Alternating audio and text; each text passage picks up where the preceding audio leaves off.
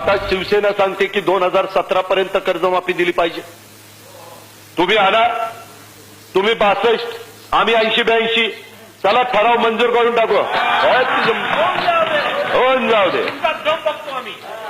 त्याच्यामध्ये आपण ठराव केल्यानंतर काय 145 मॅजिक फिगर झाली की काम झालं. पण आहे का तयारी?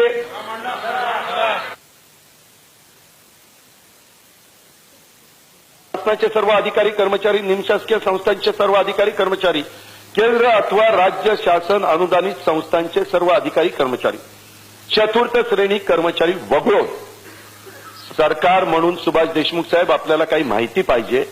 आपला जो जवान तिथं बॉर्डरवर तुमचं माझं रक्षण करतोय ना, ते चायना आणि पाकिस्तानवाले सतत कुरबुरी करतायत ना.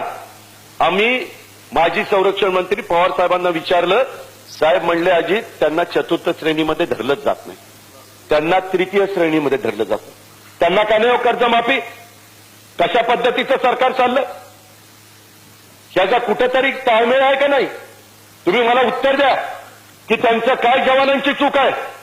ते तृतीय श्रेणीमध्ये आहेत म्हणून त्यांना कर्जमाफी नाही? कशा पद्धतीचं सरकार चाललेलं आहे? अजिबात कशाचा विचार करत नाही. काय नुसते अधिकारी सांगतील तेवढं होय म्हणायचं आणि चाललेच पुढे.